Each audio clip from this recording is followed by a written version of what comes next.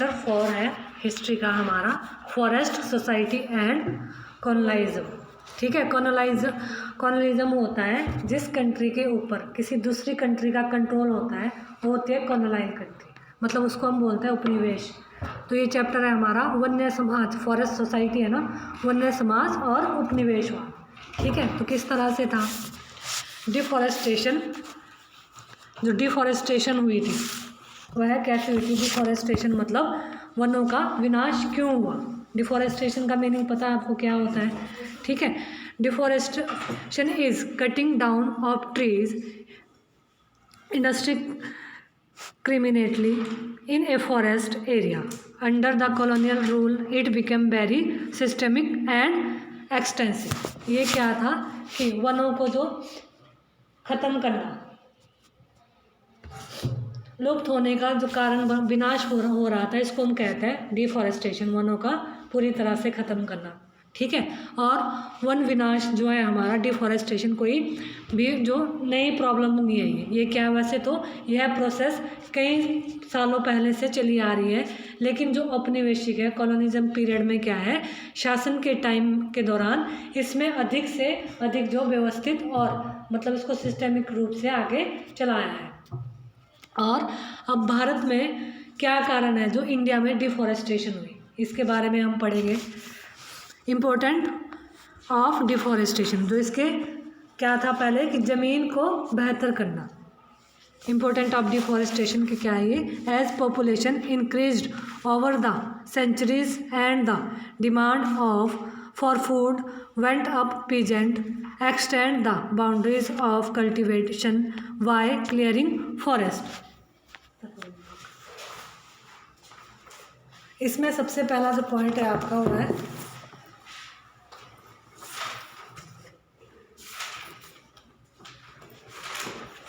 Land to be improved. First point में तो land को क्या है, ज़मीन को और अच्छा बनाने के लिए क्या की गई, डिफॉरेस्टेशन की गई, जंगलों की कटाई की गई ताकि वहाँ पे कल्टीवेशन की जा सके।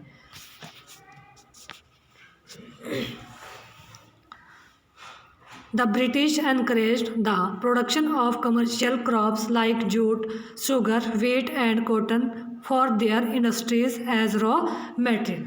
और ब्रिटिश जो कंपनी है उन्होंने क्या किया, ब्रिटिशर्स ने यहाँ पर कमर्शियल मतलब व्यापार के लिए यहाँ पर जैसे जूट है, शुगर केन है, इन सबको प्रोडक्ट तैयार करने के लिए ज़मीन का यूज़ किया और यहाँ से जो रॉ मटेरियल है वो कंपनी के लिए भेजा जाता है। अगला पॉइंट है the British thought that forests were unproductive land as they yield no revenue nor agriculture produce. Cultivation was viewed as a sign of progress.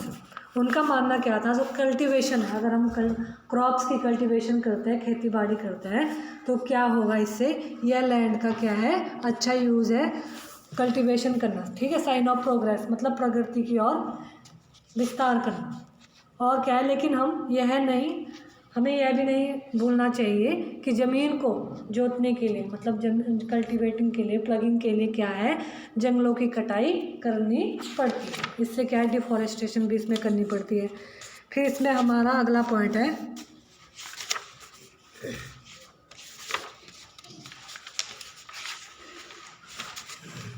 Slippers on the tracks. ठीक है, स्लीपर्स ऑन द ट्रैक्स क्या था, इसमें और क्या था, oaks forest in England were disappearing, there was no timber supply for the ship building industry, forest in resources of India were use to make ship for the Royal Navy. इसमें क्या था, जो रॉयल नेवी थी वहाँ इसका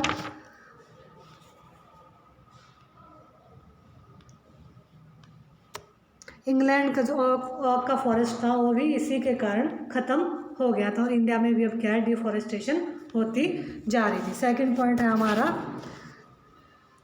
slippers on the track. जो slippers हैं मतलब रेलवे ट्रैक जो होता था, जो उसको बनाने के लिए पटरी बनाने, रेलवे ट्रैक के लिए जो पटरी बनाई जाती थी, उस पर जो लकड़ी के ऐसे बिछाए जाते वो जो स्लीपर्स कहते हैं उनको, जैसे ये टेबल ऐसे घरों में भी लगाया जाता है स्लीपर्स, ठीक है। तो इसमें क्या था, spread of railway required two things, जो रेलवे के रिक्वायर्ड थी, मतलब रेलवे को बढ़ाना है फैलाने के लिए क्या थी, इसकी दो जो इम्पोर्टेंट चीज़ें थी वह क्या थी, land to be cleared to lay railway tracks, जो ज़मीन है वो रेलवे ट्रैक्स के लिए क्लियर होनी चाहिए, और उसके साथ साथ ट्रैक्स बनाने के लिए जो स्लीपर्स है उनका यूज़ किया जाना चाहिए। तो इसके लिए भी क्या है, जो ब्रिटिशर्स थे उनको क्या है, फॉरेस्ट की कटाई की, डिफॉरेस्टेशन, मतलब जंगल में पेड़ काटने की उनको बहुत ज़्यादा ज़रूरत थी, तो उन्होंने जंगल से बहुत सारे पेड़ काटे और लकड़ी का यूज़ किसके लिए किया, रेलवे ट्रैक बनाने के लिए किया।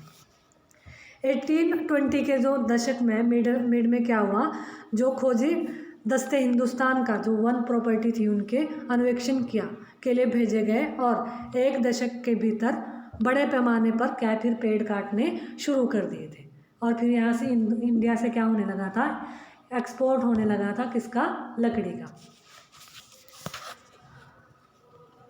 Would as fuel for locomotive and for railway line sleepers, ये मैंने अभी बताया आपको, ठीक है।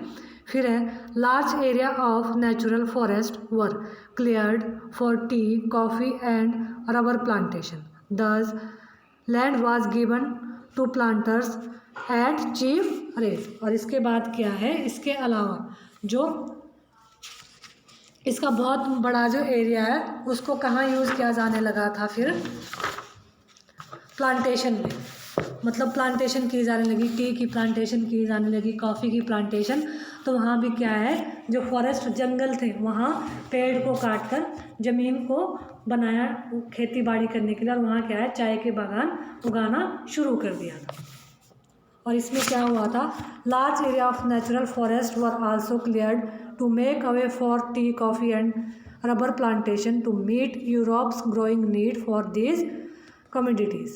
The colonial government took over the forest and gave vast area of European planters at cheap rate.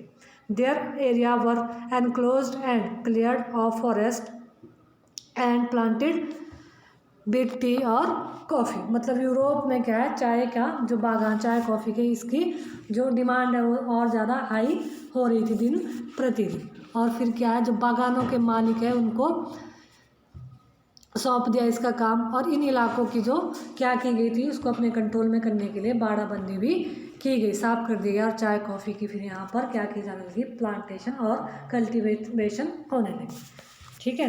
फिर अगला जो पॉइंट है हमारा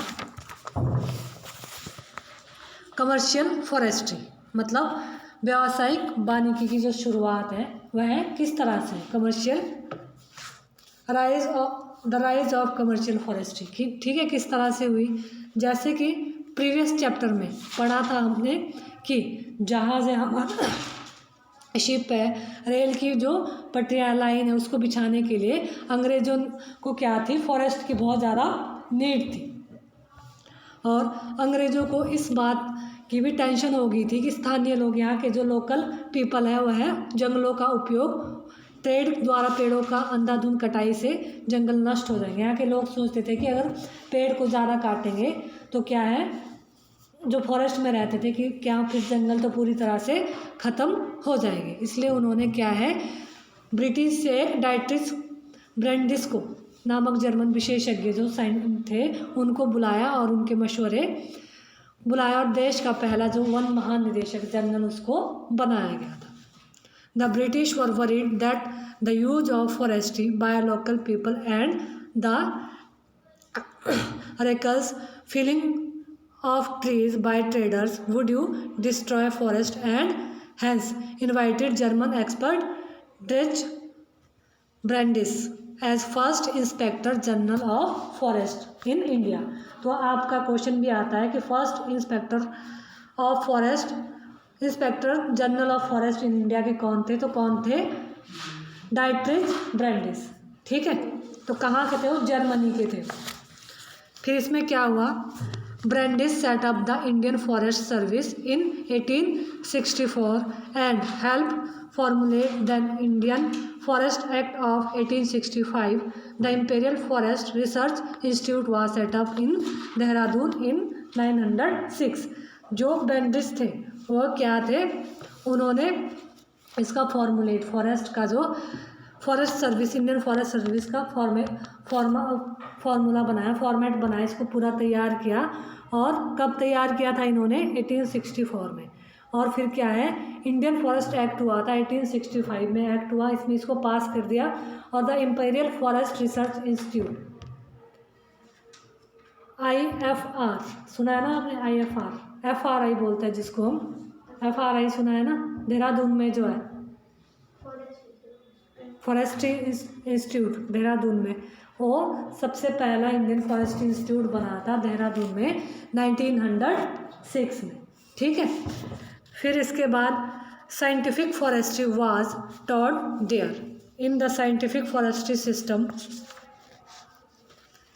forests with different kinds of trees were replaced by plantation. Forest management plans were made by forest officials.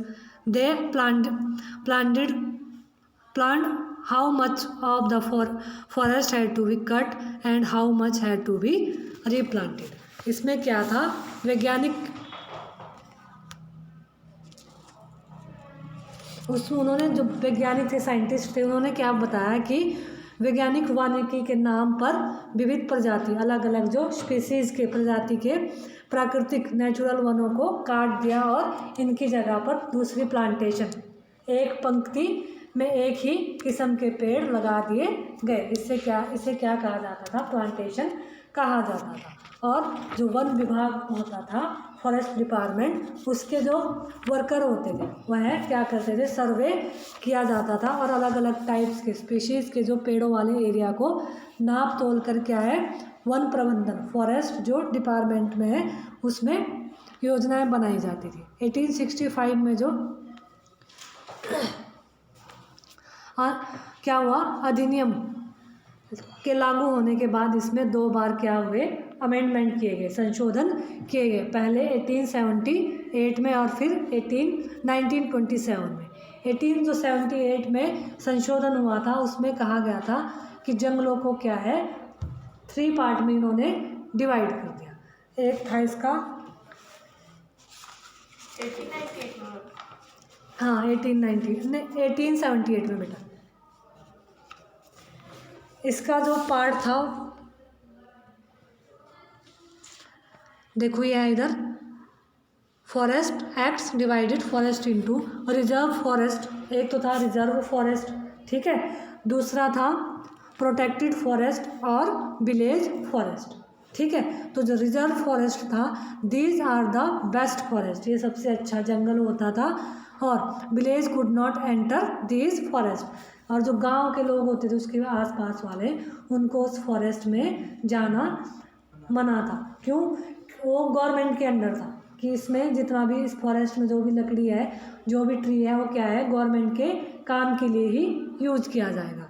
और जो protected forest और village forest था, ये था villagers could take wood for fuel and house building from here, जो गांव के लोग हैं वो यहाँ से हाउस बिल्डिंग के लिए लकड़ी लेके आ सकते थे, और फ्यूल के रूप में जो खाना बनाने के लिए यूज करते थे, उस लकड़ी का ये है यहाँ पर यूज कर सकते थे।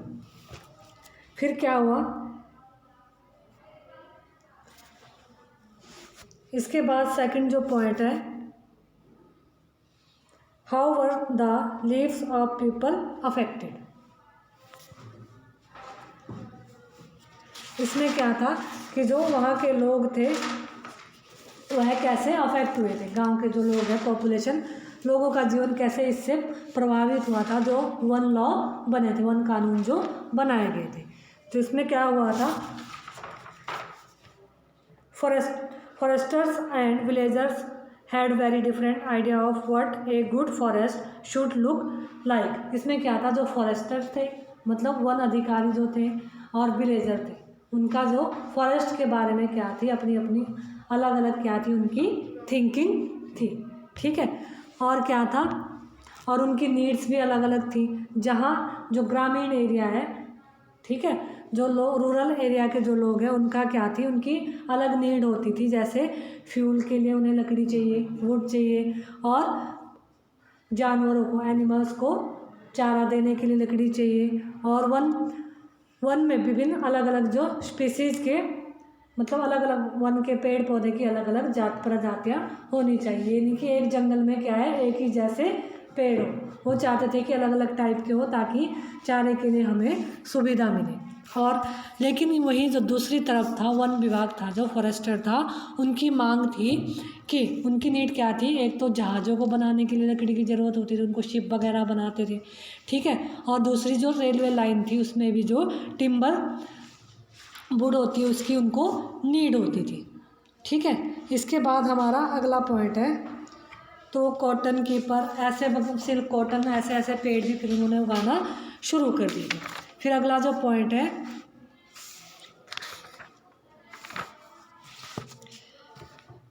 फॉरेस्ट रूल्स एंड कल्टीवेशन, जो फॉरेस्ट रूल है और वनों के नियम और खेती, ठीक है। तो जो इससे अफेक्ट कैसे हुई थी इसके बारे में इसमें दिया गया है। शिफ्टिंग कल्टीवेशन और Sweden agriculture was the agriculture practice in many part of Asia, Africa and south America. The colonial forest did not favor the system as it made it difficult for the government to calculate taxes. In addition, the forest officials saw in it the danger of fire and also that no trees could grow on this kind of land। इसमें क्या था, जो यूरोपीय colonial थे, उपनिवेशवाद था, उसका क्या था सबसे गहरा इसमें अफेक्ट किस पे पड़ा, जो हमारी झूम कल्टीवेशन और जो एक प्लेस से दूसरे प्लेस पर जाते हैं उन पे पड़ा। और क्या था, एशिया और अफ्रीका के दक्षिण अमेरिका के अनेक जो पार्ट हैं वहाँ पे खेती का एक क्या होता था ट्रेडिशनल तौर तरीका यूज़ करते थे। और इसके कई स्थानीय नाम थे, इनके अलग अलग जो उनके एरिया वाइज नाम रखे जाते थे। जैसे दक्षिण पूर्व में इसको कहा जाता था लादिंग, मध्य अमेरिका में मिल्पा और अफ्रीका में चितमैन या तावी, और श्रीलंका में इसको जो कल्टीवेशन होती थी चेना का नाम दिया जाता था। इसके अलावा और हिंदुस्तान में इंडिया में इसके झूम कल्टीवेशन के लिए क्या क्या कहा जाता था, पैंदा, धया, बेवर, नेवड़, झूम, पोडू, खदान और कुमारी, ऐसे कुछ स्थानीय इसको भी नाम भी दिए गए।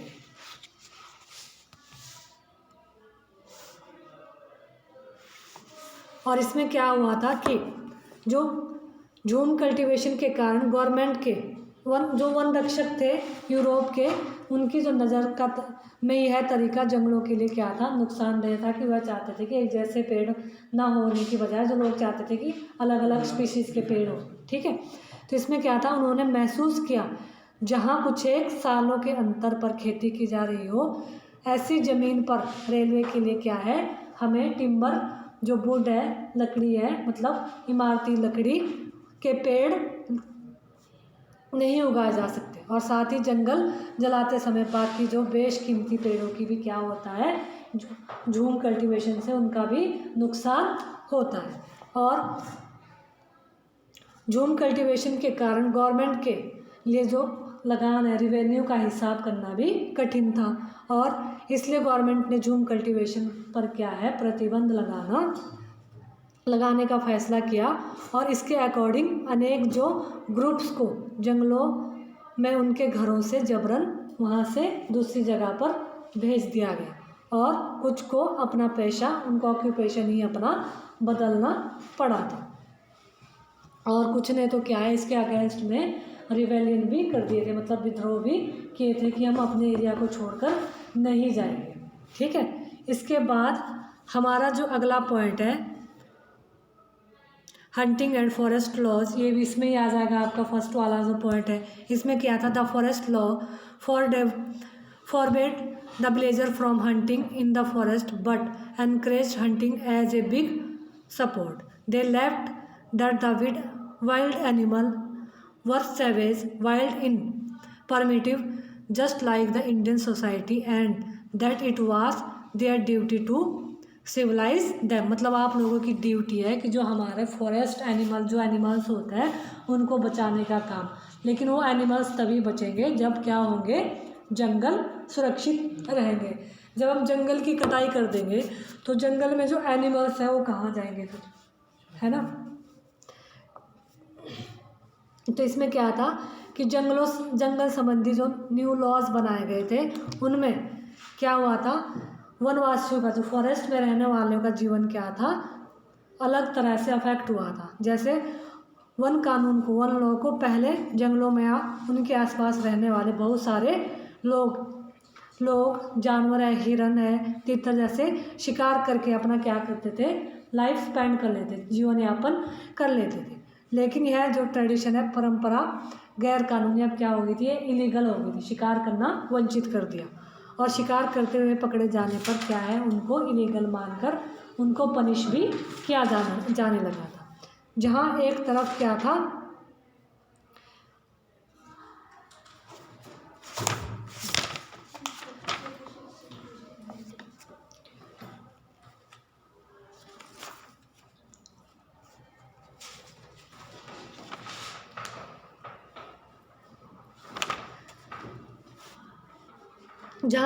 वन लॉ को, जो वन लॉज थे उनको लोगों को शिकार के लिए ट्रेडिशन का राइट से वंचित किया। वहीं जो बड़े जानवर थे उन्हें क्या है, अब आखेट मतलब खेल का क्या बनाया गया था, सोर्स बनाया। और हिंदुस्तान में बाघों और दूसरे जो एनिमल्स था उनका शिकार करना, हंटिंग करना सदियों से जो दरबारी थे, पहले के जो राजा वगैरह होते थे, किंग वगैरह, उनकी संस्कृति का पार्ट रहा था।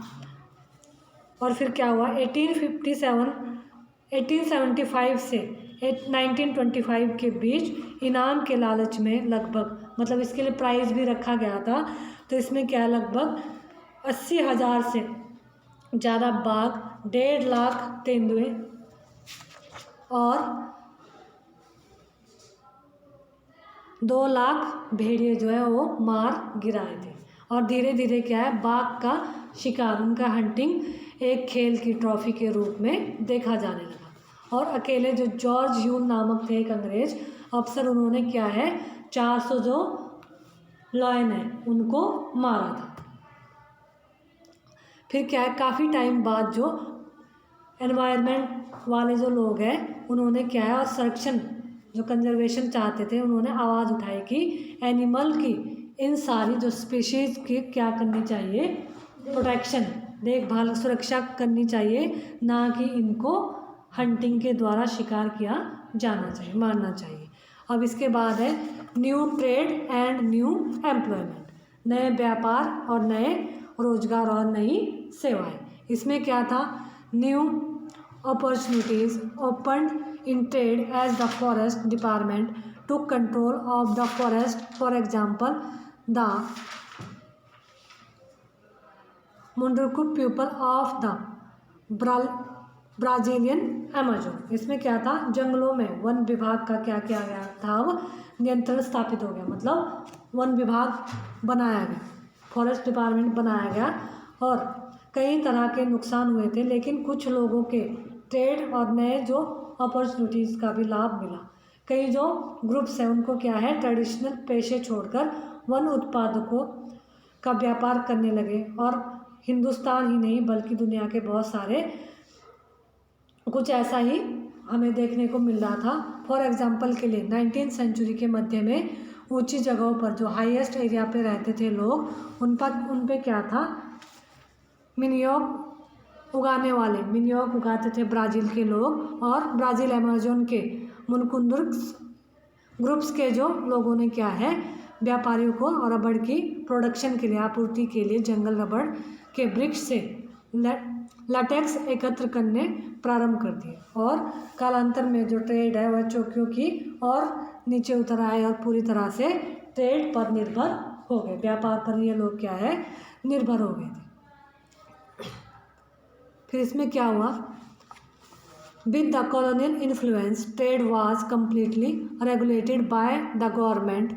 Many large European trading firms were given the sole right to trade in forest products of a particular area. Many pastoral communities lost their means of livelihood, or now opportunities of work did not always mean improve well-being for the people। और इसमें क्या था की।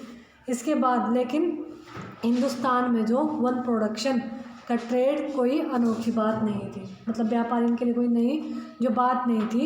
मध्यकाल में ही, mid time period में ही, जो वहाँ के आदिवासी समुदाय द्वारा बंजारा आदि और गुमंतु जो ग्रुप्स थे लोग के मध्य से हाथियों और दूसरे सामान जैसे खाल, सींग, रेशम, हाथी दांत, बांस, मसाले, रेशे आदि का क्या किया जाता था, व्यापार के हमें क्या मिले है, एविडेंस भी मिले हैं, सबूत मिले हैं। लेकिन अंग्रेज़ों के आने के बाद जब ब्रिटिशर्स यहाँ आए तो व्यापार पूरी तरह से क्या है, कंट्रोल के नियंत्रण में चला गया था, मतलब गवर्नमेंट के कंट्रोल में अब ट्रेड हो गया था। और ब्रिटिश गवर्नमेंट ने कई बड़ी यूरोपीय जो ट्रेडिंग कंपनी है, इंडस्ट्री का विशेष इलाकों में वन प्रोडक्शन के व्यापार को क्या है, इजारेदारी सौंप दी, मतलब उनको उसके ऊपर मालिकाना हक उनको दे दिया। और जो स्थानीय लोगों द्वारा शिकार करने और पशुओं को चराने पर क्या लगाई गई थी, रिस्ट्रिक्शन लगा दी गई थी। इस प्रोसेस में क्या है, मद्रास प्रेसिडेंसी और कोरावा, कराचा व एरिकुला जैसे अनेक जो चरवाहे ग्रुप थे, गुमंतु झूम कल्टीवेशन के प्लेस से अनदर प्लेस में जाने वाले जो लोग थे, वह क्या है, अपनी जीविका से हाथ धो बैठे, मतलब उनका जीवन यापन इसी से चलता था, जंगल में शिकार करके फिर वो बेचते थे। लेकिन अब क्या ये गवर्नमेंट के कंट्रोल में आ गया था, तो वो अपने आप से वह नहीं बेच सकते थे, और अगर उन्हें बेचते हुए देखा गया तो उन्हें पनिश किया जाता था। इनमें से कुछ अपराधी कबीले, कहाँ कुछ को क्या है, अब क्या माना जाने लगा था, अपराधी, क्रिमिनल माना जाने लगा था। और यह गवर्नमेंट की निगरानी में जो उनकी इंडस्ट्री होती थी, खादान व इनके जो प्लांटेशन का काम करने में के लिए क्या हो गए थे, अब ये मजबूर हो गए थे।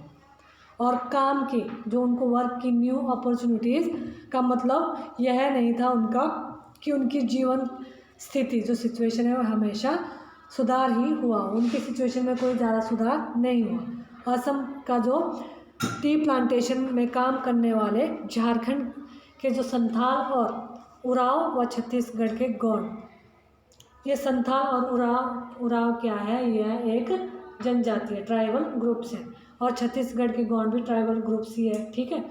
जैसे आदिवासी मैन वुमेन दोनों को क्या है, प्लांटेशन के काम में लगाया गया, और उनकी मजदूरी, उनको जो वेज दी जाती थी, वेज सैलरी दी जाती थी, वह क्या है, बहुत कम दी जाती थी। उन्हें क्या है, अपने उनके गांव से उठाकर भर्ती तो कर लिया गया था, लेकिन उनका क्या है, वापस जाना मुश्किल था। जो एक बार अपने गांव छोड़कर इंडस्ट्री के काम में लग गए या कहीं भी प्लांटेशन में लग गए, तो उनका घर जाना बहुत मुश्किल हो जाता है।